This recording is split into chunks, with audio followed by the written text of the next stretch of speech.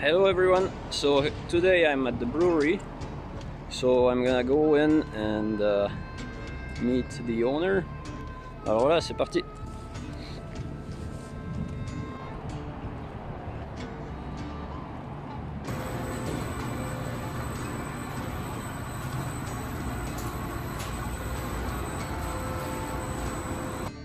Would you like to take a look at what we're using today? It's Sure. Pilsner malt. Name of the barley. Pilsner. Pilsner? Pilsner. Okay. This one right here. Okay, and it's the name of the barley itself?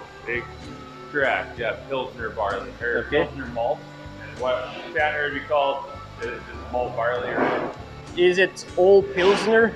All of the bags, it's all the same Correct. barley? So we're making a batch of lager this brew. Yeah, So we're going to use a lighter colored malt barley. So we're using our Pilsner barley here. okay. And yeah, it's going to give off a much lighter color of beer than if you were to use darker Okay. malt. Yeah.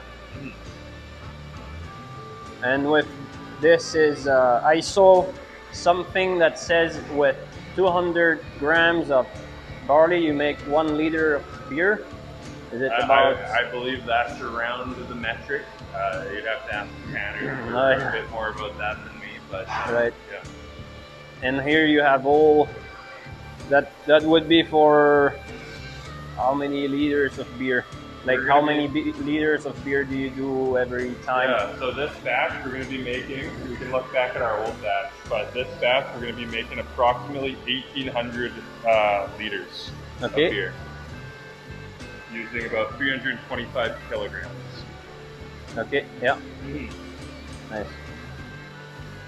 Oh, and you were saying, yeah, because I didn't film this before, so you were saying this has been roasted in Correct. Saskatchewan. Correct, yeah, grown in Saskatchewan, Yeah, roasted in okay. Saskatchewan.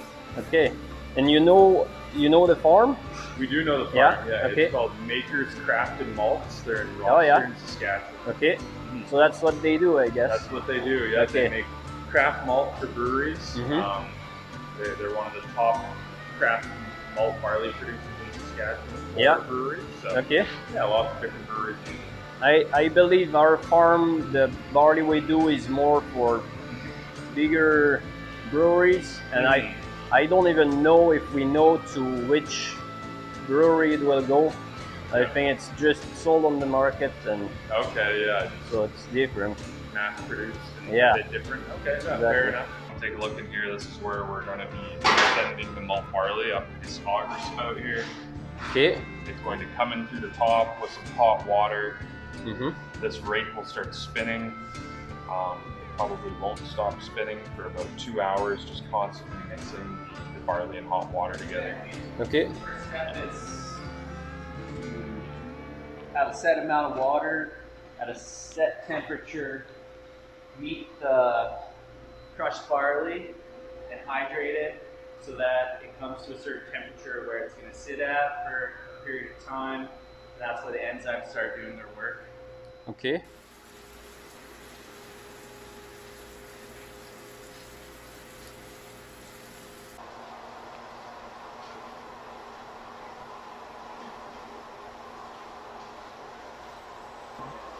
So could we say it this way? The first steps is kind of preparing the food for the yeast. This is what we're doing. Yeah, I'm making Okay. food for yeast. Okay.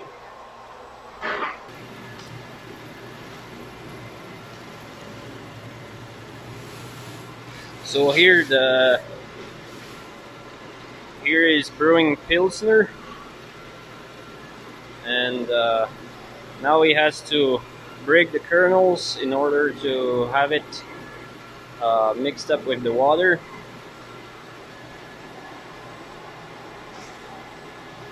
Try to open up.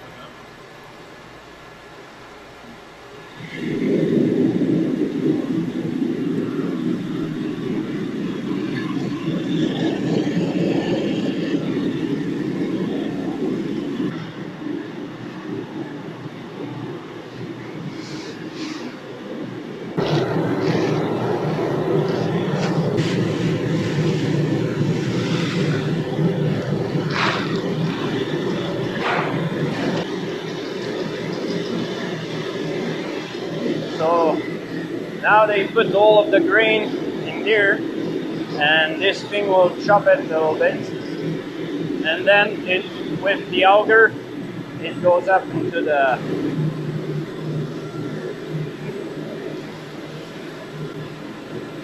So now the barley is in the water, and he told me I can stir it up.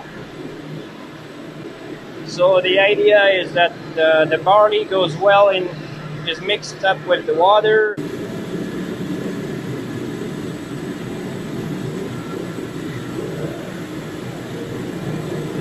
It's pretty thick.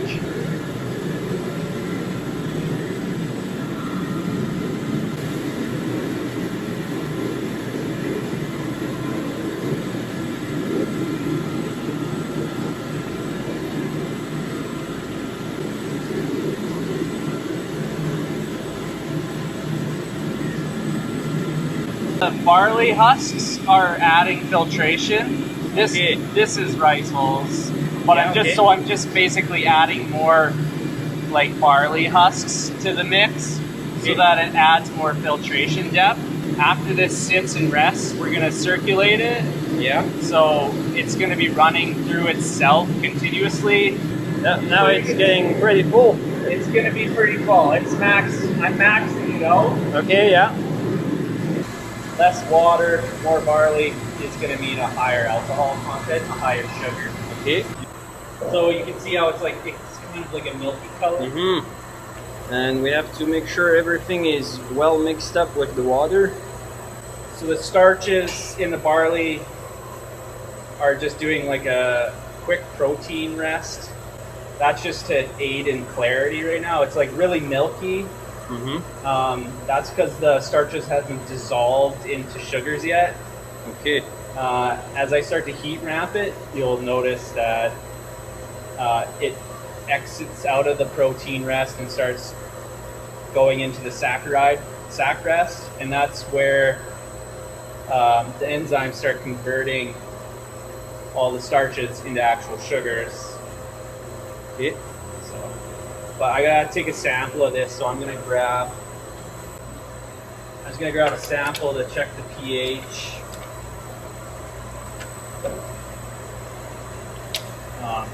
And then I'm gonna start heat ramping it, and I'm gonna start turning everything into sugar right away. You want to stick the tip in there and take the temperature of it. Okay.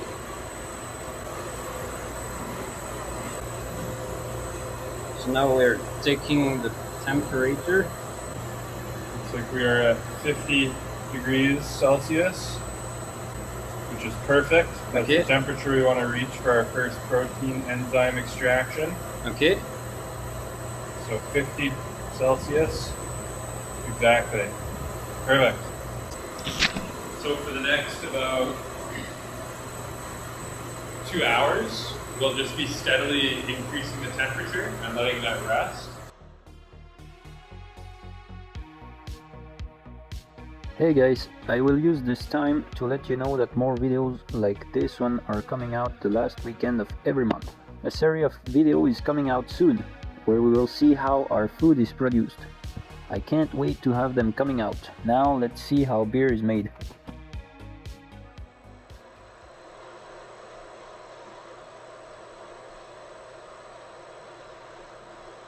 Just want to hang on to that over there.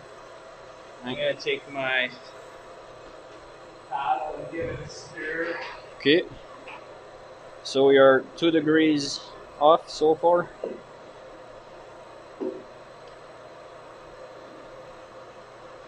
So you can kind of see how it changes. It's like a little bit darker, still light. Mm-hmm. Can you see that? It's like creamier, milkier, but it's changing. It's getting darker in spots.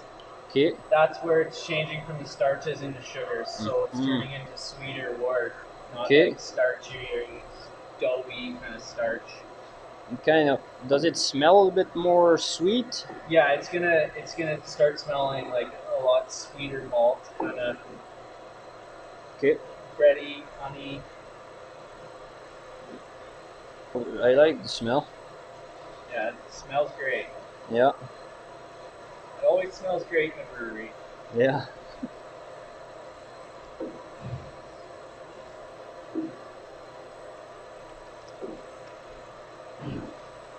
I can kind of tell that it's not quite there because of all this kind of starchiness. Okay. It looks thick, kind of gooey, Yeah. gooey or whatever. So and that- then I can just tell by looking at it, at the bubbles and stuff. Like I Okay. can see that these bubbles don't look like they have hit conversion yet. If you look closely, you'll start to see, like, you know, when you blow bubbles and you see that kind of like colorly, like the rainbow type thing Yeah. on bubbles. Yeah. When the light hits it, Yeah. that's the sugar. The sugar Okay. gives off that that look. So So we're this is not quite. it's not quite hit its target yet. So Okay. we'll give it a little bit more time on the heat. What made you want to do this? What is that made you decide to become a brewer? Well, I mean, there was a few factors, I guess. One of the biggest ones, I guess, was because I lived in Canada and I worked outside all the time. And you know, in Canada, gets pretty darn cold 7-8 months out of the year. Yeah. So I decided to go to school for a job where I could stay inside and work. So I like working with my hands, and that's what I'm doing here, is working with my hands and staying warm and being inside. Making beautiful products. Yeah, and there's a lot of art and science to it and chemistry, so I like all that stuff, and learning about it was a lot of fun. Okay. There was a program where I could go to school for it, connect with all the other brewers in the industry and all the other breweries. So it was very enticing to do that. So it was a lot of fun to go to school and get out of the cold weather and make beer and drink beer and meet all these other brewers and stuff like that. So, but I always like being an outsider looking in the industry. It looked like a lot of fun and like what they were doing. So I kind of wanted to be a part of that. So yeah. And where is the school? What? The school's. How did you find it to? Yeah, so it's kind of a niche school. It's located central Alberta. It's called Olds College. It's in a smaller town called Olds. So it's right in the center of like the barley belt of Alberta. So there's a lot of breweries out and about in that area. So they train a lot of the brewmasters that go out and work at the breweries all around in Alberta and stuff. So kind of just heard it through the grapevine, kind of from other people, because they knew I was interested in the brewing process, and kind of was like, oh yeah, I could see myself going to school for this and doing that. So I signed up and got in.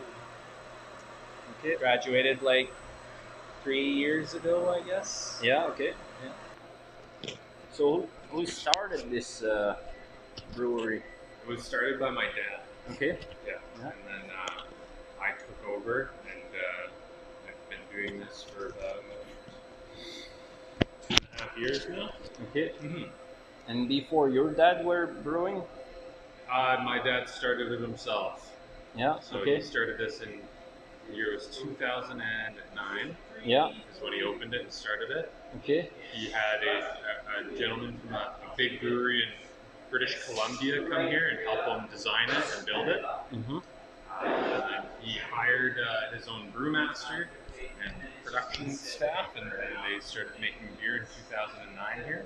Okay. And when the pandemic happened in Canada, originally this brewery had been working as a production facility to make beer for restaurants only. So that means that they were just selling beer in kegs and selling it to restaurants so that they could pour it on draft. However, when the pandemic hit, every restaurant in the country had shut down. So that meant this brewery didn't have any customers to sell beer to. Yeah. That's when I started, and we changed the business model a little bit to reflect more of a craft brewery.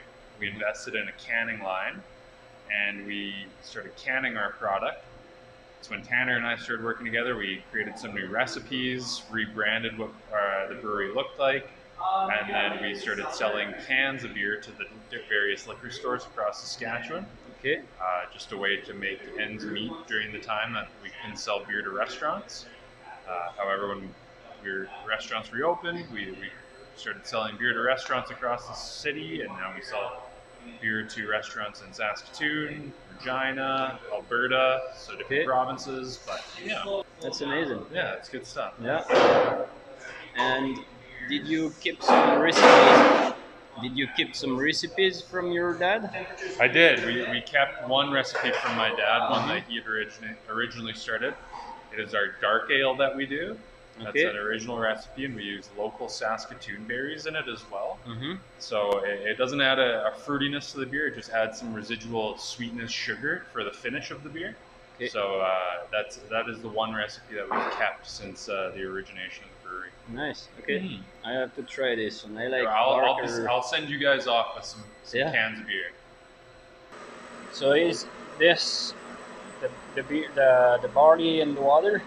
Yeah. Or the juice of it? Yeah, this is what? This is what's going into the kettle. So this is the filter.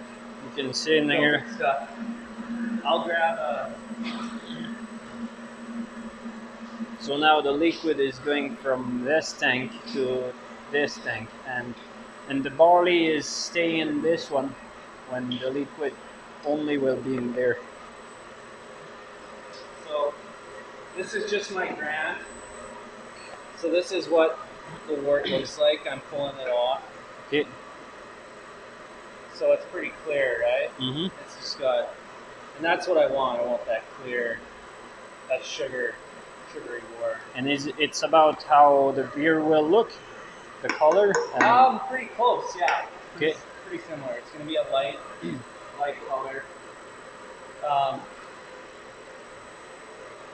So we're doing is we're loudering from the mash tun. It's coming down through the pipe into this grant, and I have a pump that's pumping it into this kettle. Okay. So it's kind of a transfer from the mash tun to the kettle, and the kettle's where we're going to boil it. So I'm kind of in control of the flow right now. Okay. So I'm loudering over and I'm sparging at the same time. So sparging is the process where this guy gets this dialed in here again.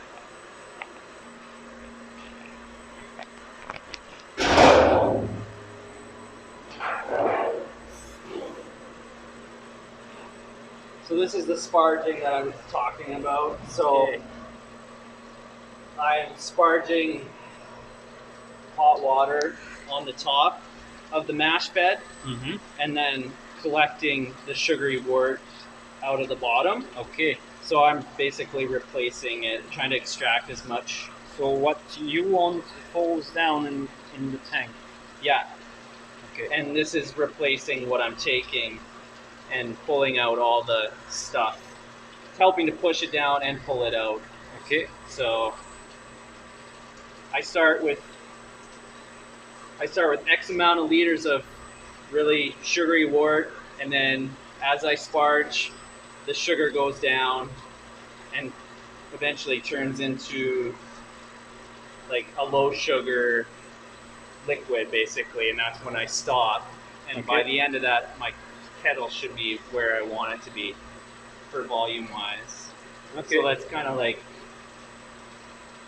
extracting as much as I can for higher efficiency. So yeah. So that's like the spent malt in there. Okay. So not much is left in that. There won't be any sugars. It won't taste like much. Okay. But that's the top of the. You saw the bottom. What's coming out. And that's kind of the top of the mash sparge. Oh. Nice. Well, thank you. You're welcome. Thank you very much. You're welcome. Very nice. So we have here West Coast IPA, and some easy IPA. So I look forward to try them. I'm gonna set them on the side. My kettle's full. Okay. It's out of boil, just about. It's at 99 degrees. Finished the lauter.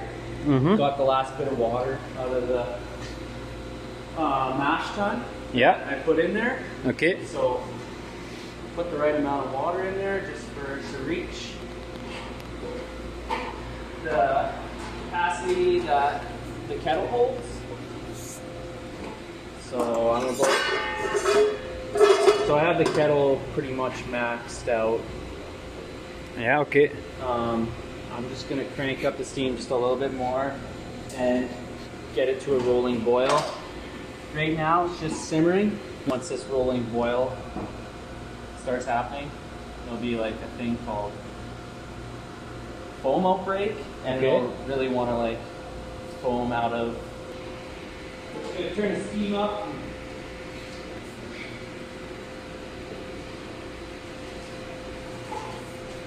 And here we have the hops.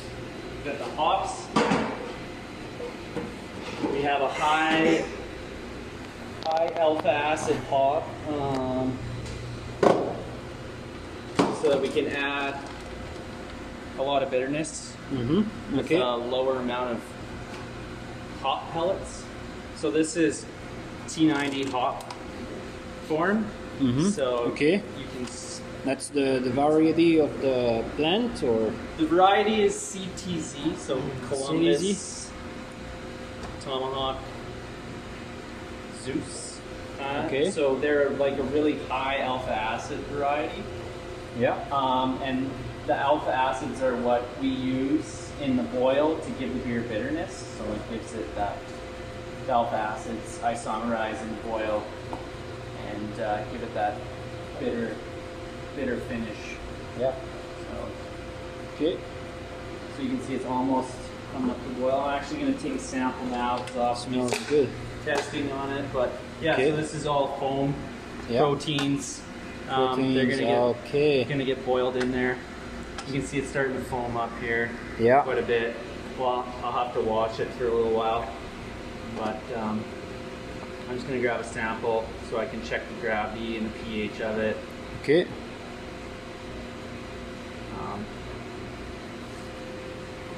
Do you know where the hops comes from, or it's just a product that?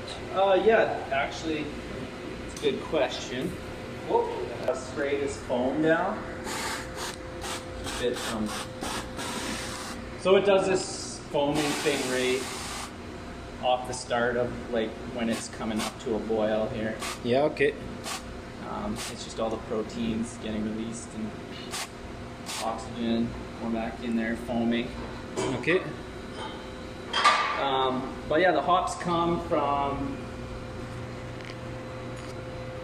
the Pacific Northwest. These ones specifically. The American hops. Okay. Varieties mostly come from the Pacific Northwest, like Yakima and just below British Columbia and stuff like that. Okay. Huge hop market down there. Okay. And then also lots of other hop varieties from across the pond in Germany, stuff like Tettnang and Hallertau are grown over there. So there's a big, so we kind of trade hops back and forth. If we want to make a German beer, we would get like German hops. We're going to be putting Tettnang in the end of the boil, just to give it a little floral, grassy flavor, hopefully to stay in at the end of the finished beer. Yeah. Okay.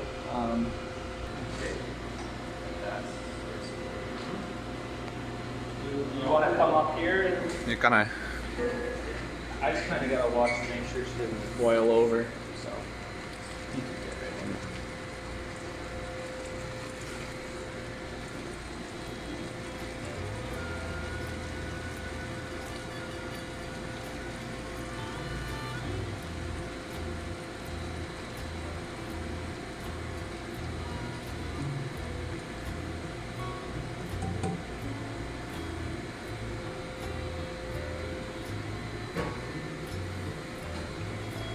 mouth smells like Fruity Pebbles to me.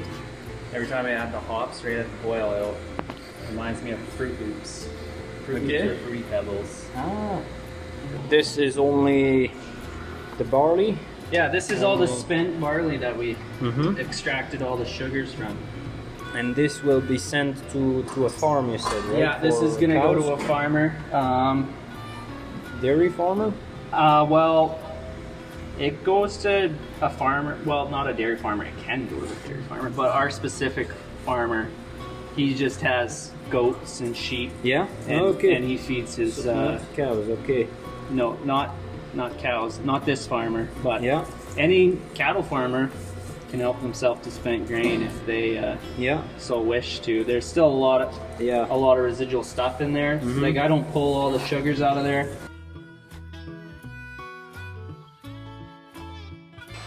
And I've been pulling out wort for the past 45 minutes and bringing it down to 14 degrees.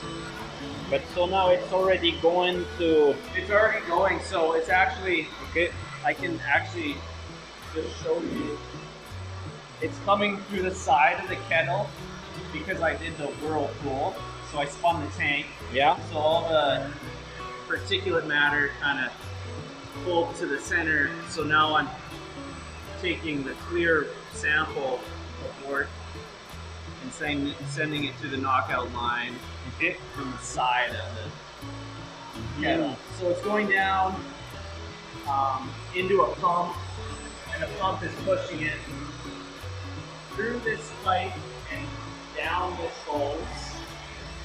I have a temperature gauge on there, so I'm running it through a plate heat exchanger where I have groundwater that comes in at like 5 or 6 degrees or whatever it is, depending on what season.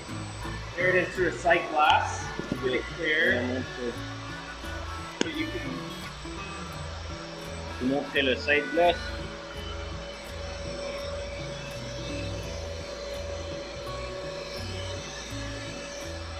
you follow the hose all the way down to Ça c'est le tuyau.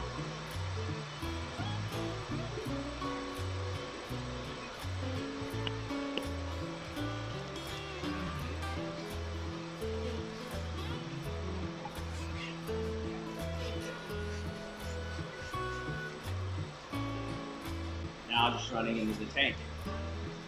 So in the next couple minutes, I'm gonna just spray off the top, sanitize it, spray it down, and then add the yeast. You guys can film me doing that. I got an extra ladder here for you. Okay. I'm just gonna wash my hands and my knife and everything that I need to open. Yeah. The yeast that's my bricks of yeast. Okay. So it comes in a dry form. Yeah. Okay. They're come out of a laboratory and they're ready to go to ferment. 100%.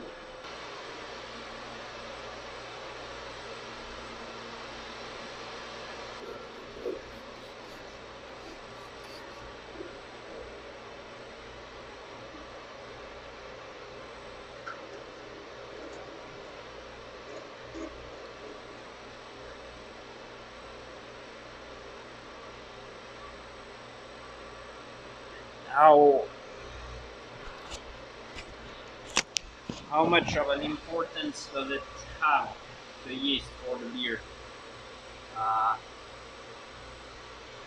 Well, if you want alcohol, you gotta have yeast. Yeah. So it's pretty important. Right. And for the taste, does it matter? Yeast Does it make a difference? Yeah, yeast is the biggest flavor contributor to beer. So it adds the most amount of flavor and depth. So Yeah. that's all through fermentation that you're getting all these different flavor compounds and So other the barley brings the fruit to the yeast brings flavor, and the hops brings flavor too. flavor and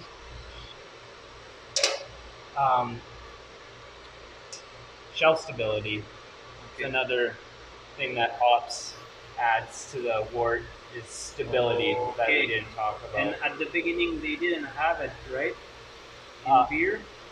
the beginning beer was without hops, wasn't it? In the very beginning, yeah, they used other types of means of bittering their beers and preserving it. Like people used juniper berries. They used everything. Like they're called brewits, and those are beers brewed without hops. So they use like thistle or other things that have certain compounds in them that keep unwanted bacteria out of beer. Okay. So,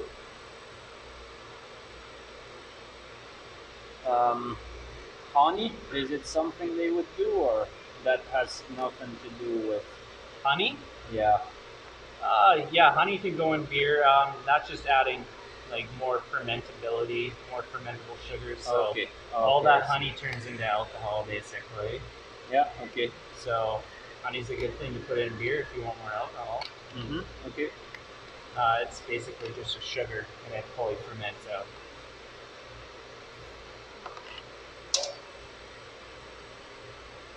Just gonna cap that up and get the next yeast in there. Okay.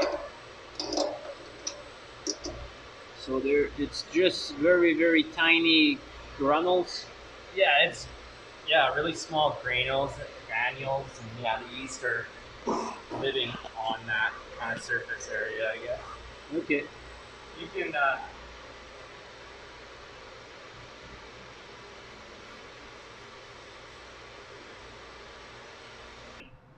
And do you have to leave it in a fresh, like colder area, Yeah, so or? we have to, the tanks that we have in there, those big fermentation vats, Yeah.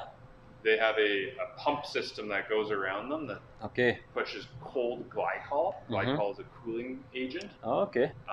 And it keeps the tanks cold, and we can set it to whatever temperature that we want to keep the tank at.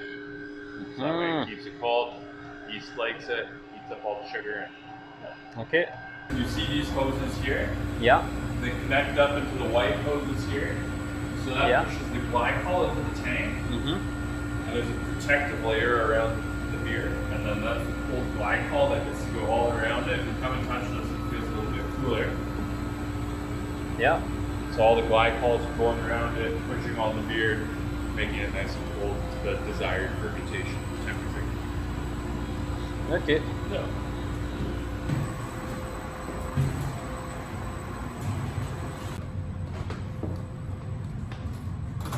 So we can all of our beer as well. This is the one that we're going to have today. Okay. So we'll open up the can of this later so you can take a shot of what it looks like when it's finished as well. Okay. Yeah, we can go over our own canning as well on this machine here. Yeah. Okay.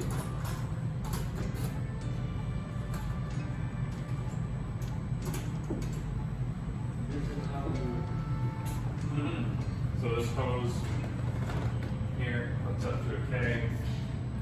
We run beer through it, fill it up on these two. We have a seamer here, so this comes down, seams the lids on the cans. Yeah. Okay.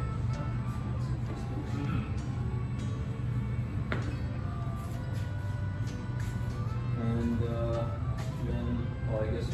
And then we put it into the fridge and sell it. Yeah. That's the end of it.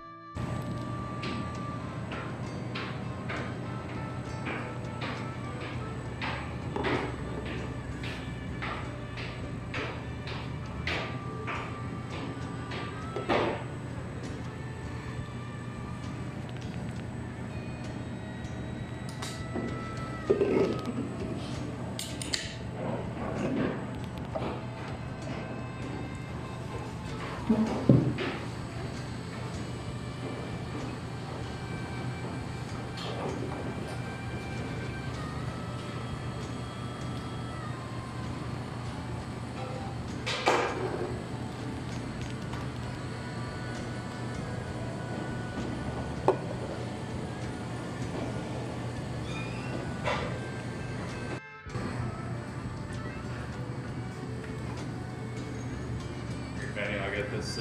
Cheers. We've got it over there with that. Painted, but not bad. How you did? Good. What was up today? Not a whole lot. Just Okay, we suited up. Or just do your work and then. Yeah.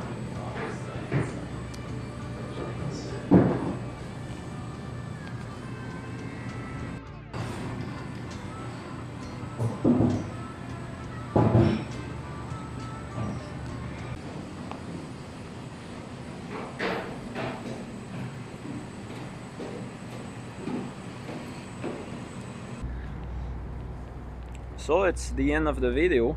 It's been a long day. He started at 9:30 and now it's past 6 and he still has for a good 2 hours to go. So yeah, it was nice to see it. I hope it was interesting for you, and I see you on the next video. Bye bye.